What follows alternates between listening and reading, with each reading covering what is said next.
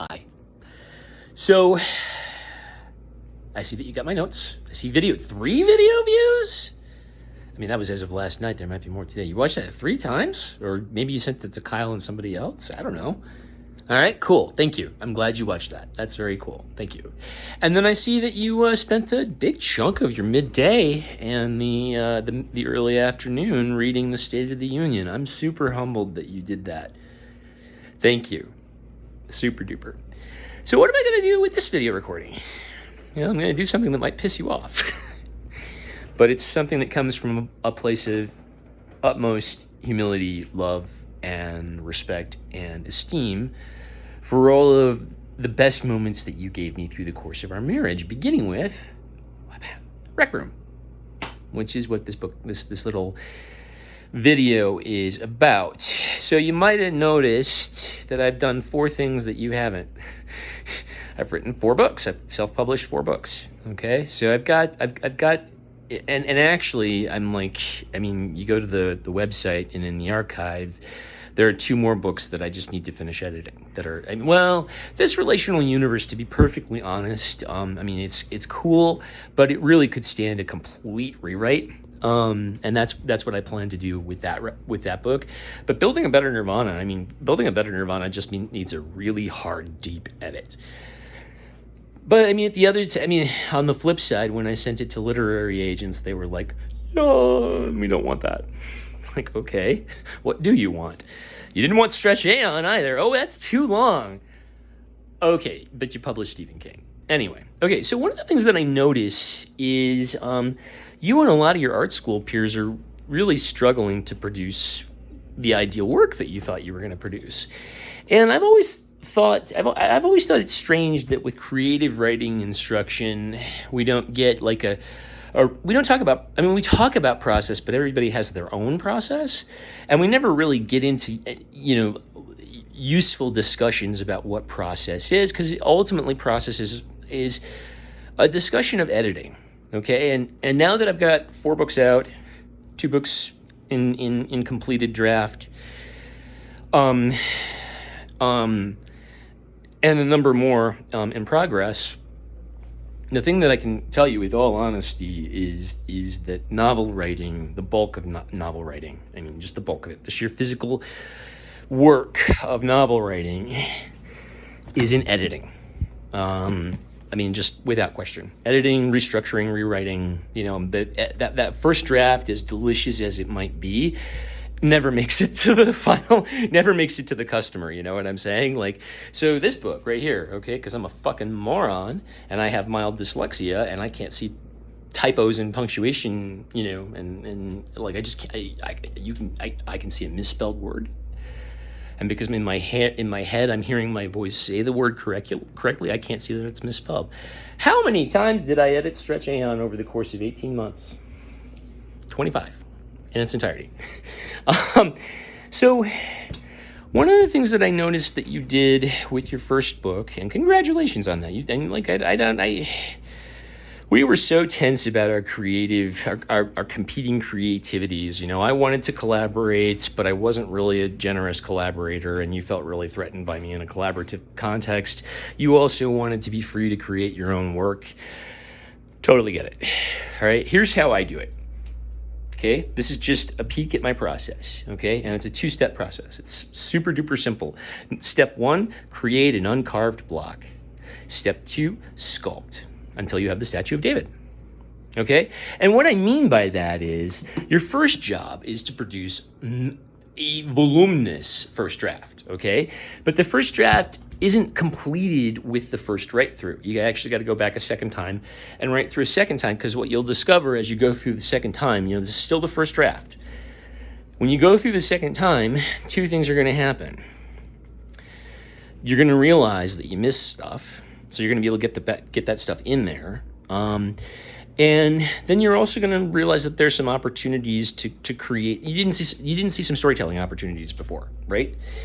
So that's a good, and that's really what the second and third pass-throughs are of that. And what you want to do is you want to produce about half again to 2/3 as much material as you really need. Now, I don't know that you know anything about querying literary agents, but this is one of the things that they should have taught you in art school, because nobody has any business writing books if they don't know how literary agents work. Because if you don't know how literary agent works, you are absolutely never going to get published by a major publishing house. It's not going to happen. And what's nice about the modern age is that literary agents blog. And there's a really good group of literary agents. I don't exactly like them, but overall, I think they have really good advice, called Bookends Literary Agency. And they do really, really good. Hey, those are financial papers, not a litter box. Asshole. What? Okay, you ready? Ready? Special Agent Dale Cooper. Hi. Son of Sarah, right? What happened to my other dog? Oh, he went with the ex. That shit didn't work out. The dog basically said, I'm not going with you. And I said, all right, good riddance, bitch. Okay, the reason why I bring up literary agents is because the publishing industry right now is putting the kibosh on very long books. So word count becomes really, really, really important. It's just too expensive for the publishing. You know, when people aren't reading to begin with, you can't really take a chance on someone who isn't J.K. Rowling or Stephen King to give that person an opportunity to produce, let's say, you know, I mean, like the first draft of Stretch Aeon was about 2,000 pages. You know, now it's about 750. That tells you how much I cut, right? First draft of Stretch Aeon. Let's go get that. It's the only draft I saved. Why is that draft of Stretch Aeon so long? Well, I wrote Stretch Aeon in a mental institution. And it kind of kept me sane. I'll bring this out. And kept me alive. I was going to kill myself at that place if I didn't have this option. And it's real, like, I only had my little iPad that you gave me for Christmas. I mean, I know I paid for it myself, but I consider that iPad a gift from you. It's right here. So I only had the iPad. The folding keyboard stopped working a long time ago, so a friend gave me this keyboard. So I'm sitting in my bed with this keyboard on my lap, Bluetoothed to my iPad, writing away, right? So word counts, okay? Contemporary fiction, except for science fiction. Generally, your word count, they want 80,000 words, okay? And it's amazing how small that is. You know, when you translate to 250 words a page, you're talking 300 pages. And I've got too much story to tell in 300 pages. That's why I self-published. The other thing is literary agents are really fickle, and they really don't think rationally about, I mean, they want, I mean, like, how the hell do you I don't know how this industry can function effectively, because, like, you really can't judge a book by its first 5 pages. And that's what most of these agents want. You know? They only want to see the first 5 pages, and then they'll ask you for the next half, and then maybe they'll like it, and they'll ask you for the rest. You know, and it takes time to read, and they're all speed readers, but it still takes time to read. You know, I like, when I query to literary agents, I'll immediately, the best ones will start responding right away. But then when like, let's say you spend just a day on manuscriptwishlist.com, right? And you're looking at what all the literary agents are saying that they're wanting, and there's a thriller, and there's a thriller, and there's a thriller. So over the course of the day, you put together, let's say, 10 submission packages. And let's say you do that for 4 or 5 days, right? So you got 50, 60 literary agents that you're going to query, right? Well, you'll probably hear from the last one 3 months from now. Okay, so writing, okay? So, part 1, the uncarved block. Ready? Okay. Hold on. It's big. Give me a second.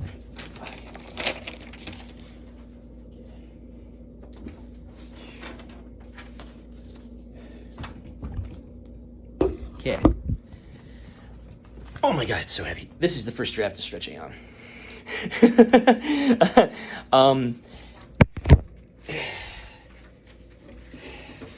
You will be pleased to know that I cut about 60,000 words out of that bitch that was just graphic gay sex. I had to get it down to an R rating. Yeah, so that's my uncarved block. How did I do it? I did it in three pass-throughs, 3 write-throughs, and I didn't allow myself to edit at all. If I wanted to change something, sure, but not like leave the spelling errors alone, leave the punctuation errors alone. Don't edit. This is your problem, buddy. You start writing, and you need that sentence that you're working on right now to be absolutely perfect before you can move forward. I find that's a really it's a practice that doesn't really deliver the goods. It usually holds you back. I find it's better to just write all the way through and figure out what kind of book you're dealing with first. Make no changes, no punctuation errors, just additions. Pass 1, pass 2, pass 3. And the goal is to produce a beautiful marble block that in the second phase, sculpting, you're going to chisel into a masterpiece. This is, I can't, I mean, I don't know where you're at in life now, and you may not need this advice anymore, but when we were together, the hardest thing for me in the world for me with you was to see you desire to contact with writing's beauty and its power and its ability to transform and create insight and to create bonds with other people, to share experiences and truths. You really hungered for that. I really understood that. That was one of the most authentic, creative aspirations I've ever seen. Unfortunately, your libido got the better of you and you spent too much time on, atom for atom when you could have been writing. And then when you did write, you just get so hung up on one sentence or a bunch of sentences, and you think that they need to be. Let me tell you this right now, okay? You're not going to read the book that goes to market before you get a literary agent, okay? That book doesn't exist. When you get a literary agent, they're going to make you rewrite it again. And then when you work with the publishing house, they're going to stick you with an editor, and they're going to make you write it again. So all you're trying to do is get together a polished manuscript with as few typos as possible that is ready to publish if somebody wants to publish it. But what you want to do is you want to give the literary agent as little work as possible to get through your material so they make a decision about representation. So the thing that I want to say to you is shoot for that 80,000 words. I'm not going to.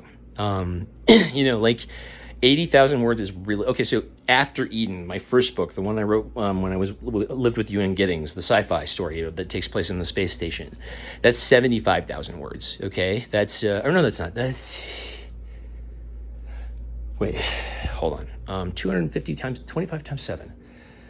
175. It's 175 pages. Or 175,000 words. I'm sorry. It's 75 pages. It's 175,000 words. So I find that short books are hard for me to write. That book was easy for me to write. But generally when I'm writing books now, I'm writing in the neighborhood of 500 to 600 pages. That's ultimately what I'm shooting for. And I can't really get the story down any further. So I'm giving up on literary agents for the time being. I'm assuming that if the press breaks the work that I'm doing for my climate change work, that I'll be in a situation where editors and publishing house editors and agents will be knocking on my door. But yeah, as I sit down to really dive in, I've been neglecting the second draft of Stretch Aeon, or the second volume of Stretch Aeon, since I started it in October. So I've actually decided that this next couple of weeks, I'm going to focus on just seeing if I can't produce a little bit more quality storytelling. And I mean, I'm still in that first pass through. But the other thing I want to just assert is that this uncarved block thing is something that I came up with for the last 2 books, Building a Better Nirvana and Stretch Aeon into Apocalypse. But I mean, if you've got the most important thing I can say, right? If you want to write a book, sit down and write a first draft and just write it straight through, and don't have any critical judgments about the text. You can trust me. Open heart surgery will come. All right, you will kill your darlings. And let me tell you, I mean, like when I edited this, I mean, I just visualized. There were certain points where it was just like, I've got 20 pages of just like pure drivel. Wah, wah, wah, wah. Just blood everywhere. The manuscript screaming, you know, and then, you know, and I mean, it's the hardest thing for me, is the typos. I need an editor. And because I can't catch them all. You know, I mean, like I've gone through my adult life being penalized for being, I mean, like Wells Fargo penalized me for being dyslexic. You know, I told them when they hired me, don't fucking put me in a job where I need to be accurate. Put me in a job where I focus on process. Put me in front of people where I'm talking to people. Don't put me in front of, by heavens, God, don't make me enter data into a spreadsheet. And that's all my job was, you know? So, I mean, they lied and they fucked me, and we know that. But yeah. So what do you think about that? You know, and what do you think about that? You know, my process. I want to encourage, I have no idea if you're writing at all. I have no idea if you're writing if you finish the great American novel at last, and if you're way ahead of me, you're already querying the agents. No clue. You know, this is just encouragement, you know? So yeah, this is what I've learned about writing books. We can go, I'm gonna make a separate video about literary agents and publishers, just because I've had a lot of exposure to them. If you want, I think the single best writing advice on the internet right now is being offered by Bookends. I think they're wrong about word count, but when they talk about everything else, they're spot on. And what they want you to do, they don't want you to write the manuscript that you dream of first, and then find that you have to suck the life out of it in order to get it to meet publisher standards. They want you to write with those standards in mind, so that you can have a lively and vital book that a publisher can easily publish. I wish they were a little bit clearer about what they were looking for, but actually the thing about literary agents is that they don't really have a rubric. They just know it when they see it. And so, like, and I think they're doing themselves a major disservice by, what they really should be saying is, send us your best chapter in your book. You know, send us the chapter that's going to show us why you think this book is going to be successful in the public. But instead they say, I want to see the first 5 pages and a synopsis. But the synopsis can only be a page. Well, how the fuck am I supposed to talk about the chapters in my book, in 250 words? Not at all. Not the fuck at all. There's too much going on in my book. I can't adequately surmise what's happening in my book in 250 words. Yeah, so I'm having fun with self-publishing. I'm not making any money, but I'm published now. I've got what is the ISN numbers? All my books are in the Library of Congress. You know, so like that's pretty groovy. So where I am is just with you. Is just that I know how much you struggled with this when we were together, and I just, from the bottom of my heart, because I really believe in you. I really believe you are a very talented writer. I believe you're an amazing artist. And I believe that that the world deserves you. Okay? I need you in what I'm doing. I can't do it without you. But we'll get to that in a later point. What I want now is just to shine another ray of light into your life and just say, if you've abandoned writing, if you're writing now and you're struggling with it, if any of those things are present, or if, I don't know, let's ask Sassy Quarter. Sassy Quarter, is this good advice for John? Oh, it's hiding. Oh, it is good advice for John. All right, does John appreciate it? He does. Okay, all right, so, all right. Oh yeah, that's one of the oracles. I have to show you how that works. I want to totally break topic here, okay? And I want to make something crystal clear to you, okay? And this is not vindictive at all. I cannot be in a relationship right now, okay? The last relationship I was in, the guy told me that he was more powerful than you, and he was sure that he could abuse me more severely and that he would drive me to suicide. So I booked. But in the course of that relationship, all the little navigations and negotiations that you do figuring out who you are in the couple as a couple in the beginning were more than my PTSD could handle, and I'm flooded and I'm freaking out, and basically I'm not in any shape to be able to process a relationship with another person right now. So I want you to know, this is purely for psychological reasons, none of this is purposed or intended to get you and I back together. I care about you. I think you're a really cool human being. I miss you. I'd like to be your friend. Okay? So I'm just going to keep sending how can you get mad at me for sending nice things to you, right? You love flowers. So this is another arrangement of flowers. There you go. Yeah. You can assure Kyle that I'm not scheming to get back together with you. I'm not well enough to be in a relationship. It's weird to be trying to start a really big company right now, because the truth of the matter is, I'm not okay. Psychologically, I'm not okay. After everything that happened with you and me, and then you have no idea how horrible things were on the road. And then, I would say that the first couple of inpatient stays, the one in Medford and the one that Dad put me in, were massively damaging. I've never, this is my fear with psychiatry, is that they do more harm than good if they don't listen. And what I found in both of those hospitals was there was no listening. And then, at the same time, I found out at Herman House, where Dad sent me when he had the guardianship, that Dad was pressuring Herman House to find a state facility that I could be permanently committed to. It's interesting, the mental health community, by and large, says that those facilities no longer exist.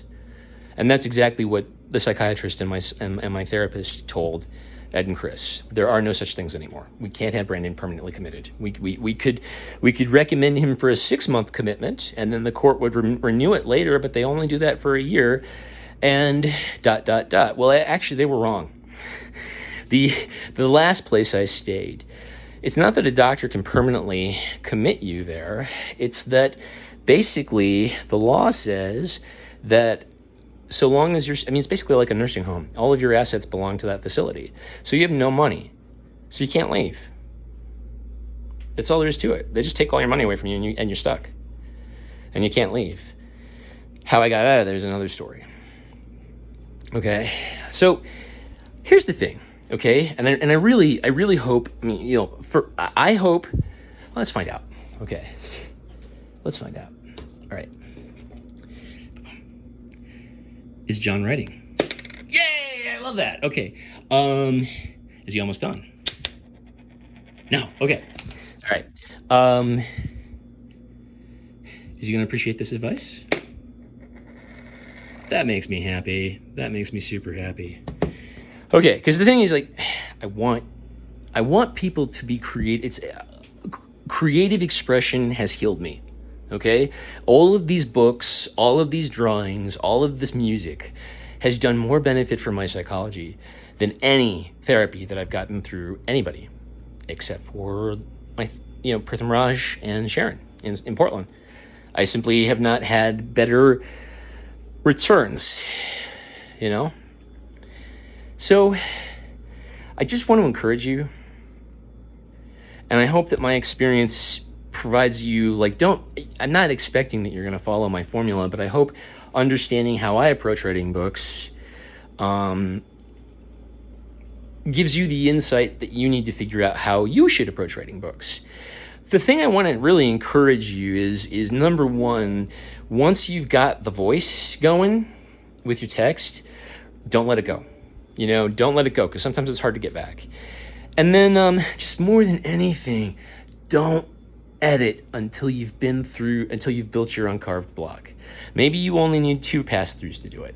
Maybe you only need 1, right? But don't even leave the red pen out of it until you've got that uncarved block. Once you've read through that uncarved block and you know what the story is, and you know where the errors are, and you know where you need to add something, and you know where you need to take a bunch of things away, then you can't edit until you know what the whole story is. Does that make sense? right? Because what gets us as writers, and writers' education doesn't address this at all, is that we're writers because we're readers first.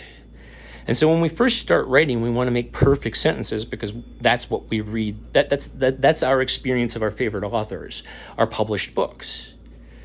We have no experience with drafts, you know? So so we end up thinking that every sentence has to be perfect before we can go forward. And I can tell you, especially with Stretch Aeon, you know, like it's a very different book than it was at first. Editing took me really, you know, building a better Nirvana, basically the same. I didn't move big chunks of the story around. I'm just working on punctuation and graphic design, you know? After Eden, that happened so long ago. I don't remember what I did with editing. And then you make me want to make mistakes. Wholly unedited.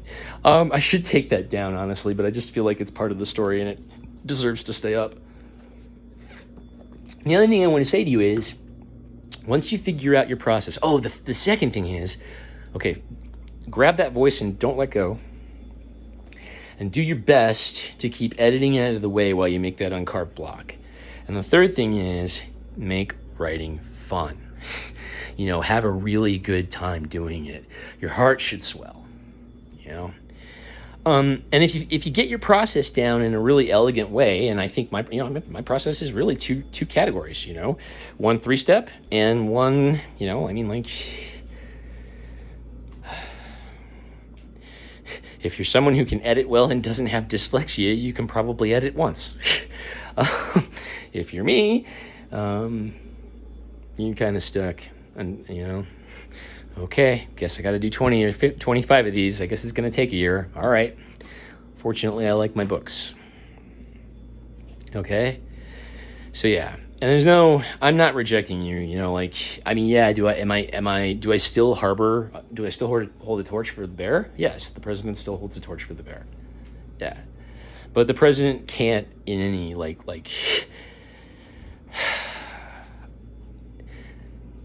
I can't do it. And it doesn't have anything to do with you. It's you know, like you're only seeing me on good mental health phase right now. You know, like I've been hospitalized, I don't even know, since I saw you, like 6 or 7 times. This is like what happened on the road with Mo and Ken and Mom and Dad after you. I mean, like, it's funny, I tell people some of the things that, like, Dad did to me, and they're like, I've never heard of anything like that. Like, you know, and Mom's just like, I don't even know. Yeah, it's like, it just, and the thing is, like, I'm also really, after being in psychiatry for most of my life, I'm really crystal clear where psychiatry and psychology come up super duper short. You know, there's this assumption that you're this isolated individual and all of your psychological problems are contained here, right? So you got 2 major problems with that motivation, and you have a responsibility to your own psychological well-being and your own, you know, hygiene, psychological hygiene. The truth of the matter is, we are a collective species. And you can't treat one person's mental health just in that person alone. You have to look at their social and family systems, you know, and you've got to treat those too. And psychology just doesn't do those things. And very few people treat PTSD. This has been the hardest freaking part of my journey, is finding the right help to get better. You know, getting Social Security was easy. It just took 4 months. It was easy. I mean, everybody told me that I was going to have to apply multiple times. I'd have to get an attorney, which I did. You know, but at the end of the day, all I had to do was let the attorney fill out the application. They sent me one questionnaire. I told them that I think I'm God. They gave me Social Security. That's it. You know, I get $2,100 a month, which is pretty awesome, actually. I mean, I'm living in poverty, but actually I feel pretty good overall. You know, like everything's like, it's all good. I'm really glad I have Social Security. when I go work my part-time jobs, it's just like, oh my God. I'm so scared of people. You know, the journey cross country was not all it was cracked up to be. Lots of people wanted to steal Maxwell. That was really hard for me, and it was really hard for him too. And there was a certain point where he was like, I don't want to go to restaurants anymore. I don't want to go to stores anymore. I just want to stay in the trailer. If you want to go do those things, you go do those things. But I'm sick of watching people try and take me away from you. You know? So, you know, I just didn't take Max anywhere interesting anymore. We'd go hiking. So, yeah, I'm trying to figure out if there's anything else. I just want to encourage you, okay? That's it. Like, I hope this, like, I have no idea where you're at. I have no idea if this is going to be useful. All this is meant to be is, we both struggled with the same issue for a long time. I figured mine out, I unlocked it, and now I don't have one book. I have 4, 2 more in draft, and then I've got a bunch of unfinished books that I need to see through to the end. And then, dun dun dun, there is the new graphic novel, which will you can see how much I've got going on right now. So, yeah.